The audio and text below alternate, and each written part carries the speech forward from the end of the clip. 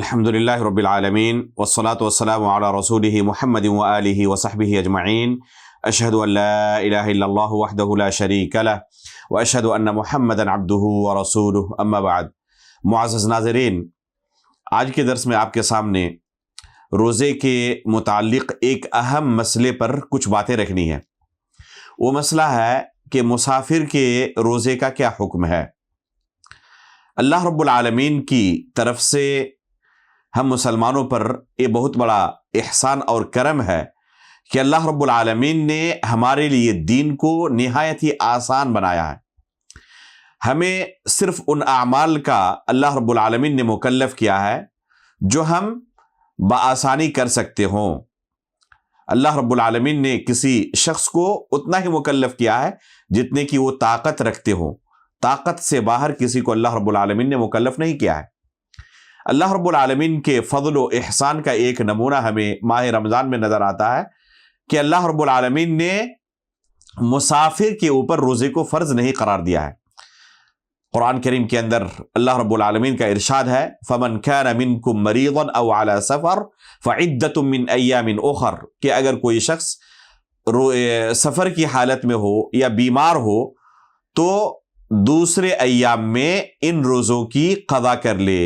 یعنی بر وقت ان پر روزہ رکھنا فرض نہیں ہے۔ جب سفر سے وہ لوٹ آئے تو بعد میں اپنے روزے کی قضا کر لے۔ سوال پیدا ہوتا ہے کہ آخر سفر کس کو کہا جائے گا؟ کتنی دور کی مسافت انسان طے کرے تو اسے مسافر مانا جائے اور کتنی دوری کی مسافت طے کرنے پر اسے مسافر نہ مانا جائے؟ یہ مسئلہ اکثر زیر بحث رہتا ہے اہل علم کے مابین، اور اس بارے میں اہل علم کے ہمیں متعدد اقوال بھی ملتے ہیں۔ سب سے راجح قول جو معلوم ہوتا ہے ان تمام اقوال میں وہ یہ ہے کہ عرف میں جسے مسافر کہا جائے اس پر سفر کے احکام نافذ ہوں گے، اور عرف میں جسے مسافر نہ سمجھا جائے، نہ وہ خود اپنے آپ کو مسافر سمجھ رہا ہے نہ دوسرے لوگ اسے مسافر سمجھ رہے ہیں، عرف میں اسے مسافر نہیں سمجھا جاتا، تو ایسا شخص شرعی اعتبار سے بھی مسافر نہیں ہے، کیونکہ قرآن میں احادیث میں ہمیں صرف سفر کا لفظ ملتا ہے، اس کی تحدید کے لیے کچھ صراحت کے ساتھ نہیں ملتا۔ شیخ الاسلام علامہ ابن تیمیہ رحمہ اللہ نے، اسی طرح شیخ ابن عثیمین رحمہ اللہ نے اسی کو راجح قرار دیا ہے کہ عرف میں جسے سفر کہا جائے اس پر سفر کے احکام نافذ ہوں گے، اور عرف میں جسے سفر نہ کہا جائے سفر کے شرعی احکام اس پر نافذ نہیں ہوں گے۔ اب سوال پیدا ہوتا ہے کہ سفر کی حالت میں روزہ رکھنا زیادہ افضل ہے یا روزہ ترک کرنا زیادہ افضل ہے؟ تو اللہ کے رسول صلی اللہ علیہ وسلم سے قولی اور فعلی طور پر دونوں طرح کی چیزیں ثابت ہیں، روزہ رکھنا بھی اور روزہ چھوڑنا بھی۔ چنانچہ ابو سعید خدری رضی اللہ تعالیٰ عنہ فرماتے ہیں کہ اللہ کے رسول صلی اللہ علیہ وسلم کے ساتھ ہم ایک غزوے کے لیے نکلے ماہ رمضان کے اندر، تو ہم میں سے بعض لوگ روزے کی حالت میں تھے اور بعض لوگ روزے کی حالت میں نہیں تھے، تو اس صورت میں روزہ رکھنے والوں نے چھوڑنے والوں پر نہ کوئی نکتہ چینی کی اور نہ چھوڑنے والوں نے روزہ رکھنے والوں پر کوئی نکتہ چینی کی۔ تو اللہ کے رسول صلی اللہ علیہ وسلم کے ساتھ اس طرح صحابہ اکرام تھے، بعض روزے کی حالت میں اور بعض روزہ چھوڑ کر۔ اللہ کے رسول صلی اللہ علیہ وسلم کے ساتھ ہونے کے باوجود یہ دونوں حالت تھی، اور اللہ کے رسول کی طرف سے کسی پر کوئی نکیر نہیں آئی، جو اس بات کی دلیل ہے کہ دونوں ہی عمل درست ہے۔ اگر کوئی شخص روزہ رکھے وہ بھی درست، نہ رکھے بعد میں قضا کرے وہ بھی درست۔ اسی طرح حمزہ بن عمرو الاسلمی رضی اللہ تعالیٰ عنہ فرماتے ہیں کہ انہوں نے اللہ کے رسول صلی اللہ علیہ وسلم سے پوچھا کیا سفر کی حالت میں روزہ رکھوں؟ تو اللہ کے رسول صلی اللہ علیہ وسلم نے جواب میں فرمایا ان شئت فصم وان شئت فافطر۔ صحیح بخاری کے اندر یہ روایت ہے،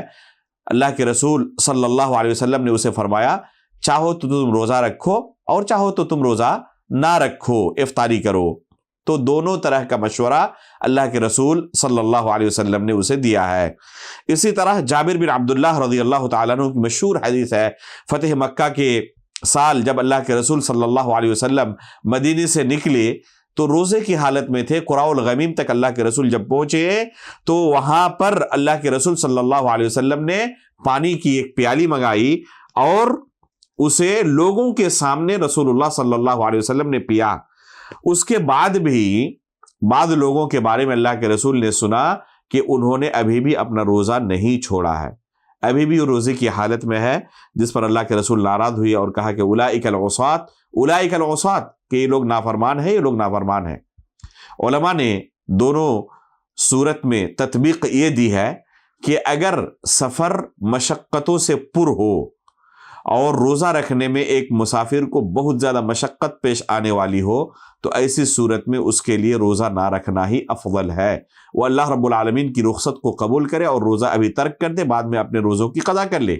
لیکن اگر سفر انتہائی آرام دہ ہو تو پھر اگر روزہ رکھ لیتا ہے تو اس کے لیے پوری گنجائش ہے، اس کے لیے افضل ہے کہ ابھی روزہ رکھ لے، خصوصاً ایسے شخص کے لیے جسے روزہ رکھنے کی عادت نہ ہو اور بعد میں اس کے لیے روزہ قضا کرنا بڑا مشکل ہو جاتا ہو اور سفر بھی مشقت والا نہ ہو، تو ایسے شخص کو چاہیے کہ ابھی وہ روزہ رکھ لے، کیونکہ بعد میں اسے روزے کی قضا بڑی مشکل ہو جائے گی۔ البتہ اگر کسی کو روزے کی عادت ہو اور اسے روزہ رکھنا کوئی مشکل کام نہ لگتا ہو، بکثرت روزے رکھتا ہو اور کسی ایسے سفر پر نکلا ہو جس سفر پر روزہ اسے بڑا مشقت والا عمل لگنے لگا ہو، بڑی پریشانیوں کا سامنا کرنا پڑتا ہو، پھر بھی اگر وہ شخص روزہ نہ چھوڑے، چاہے کچھ بھی ہو جائے، جیسے بعض لوگ یہ کہتے ہیں چاہے کچھ بھی ہو جائے ہمیں روزہ نہیں چھوڑنا ہے، تمام مشقتوں کو ہم برداشت کر لیں گے لیکن روزہ ضرور رکھیں گے، روزہ نہیں چھوڑیں گے، تو یہ عمل درست نہیں ہے۔ اس طرح مشقت اٹھا کر روزہ رکھنا حقیقت میں کوئی نیکی کا کام نہیں ہے۔ اللہ کے رسول صلی اللہ علیہ وسلم کے زمانے میں ایک واقعہ ہوا، جابر بن عبداللہ رضی اللہ تعالیٰ عنہ فرماتے ہیں کہ اللہ کے رسول صلی اللہ علیہ وسلم نے ایک جگہ پر کچھ لوگوں کی بھیڑ دیکھی تو پوچھا کہ کیا ماجرا ہے؟ دیکھا کہ کچھ لوگ جمع ہے، بھیڑ ہے، اوپر سے کچھ لوگ سایہ کیے ہوئے ہیں، تو لوگوں نے کہا کہ ایک بندہ ہے جو روزے کی حالت میں ہے اور انتہائی نفسی کے عالم میں ہے، مشقت کے عالم میں ہے، اور اس وجہ سے اس پر لوگوں نے اس طرح سایہ کیا ہوا ہے۔ تو اس حالت کو دیکھ کر رسول اللہ صلی اللہ علیہ وسلم نے فرمایا لیس من البر الصیام فی السفر،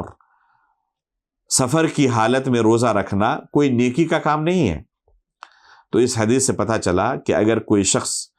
مشقت اٹھا کر اس طرح روزہ رکھے تو شریعت کی نگاہ میں کوئی اچھا کام نہیں کر رہا۔ ایسے شخص کے لیے افضل یہی ہے کہ بر وقت روزہ چھوڑ دے اور بعد میں اپنے چھوٹے ہوئے روزوں کی قضا کر لے۔ اللہ رب العالمین نے جو رخصت دی ہے، اگر بندہ اللہ رب العالمین کی رخصت کو قبول کرتا ہے تو اللہ تعالیٰ اسی طرح خوش ہوتا ہے جیسے اللہ رب العالمین نے جن کاموں کا حکم دیا ہے ان کاموں کی کوئی پابندی کرے، ان کاموں پر کوئی شخص اپنی زندگی صرف کرے، تو جیسے اللہ رب العالمین کو اس کے احکام کی اطاعت و بندگی سے خوشی ہوتی ہے، اسی طریقے سے اللہ رب العالمین نے جو رخصت دی ہے، بندہ اگر اس کی رخصت کو قبول کرے تو اللہ رب العالمین کو اسی طرح خوشی محسوس ہوتی ہے۔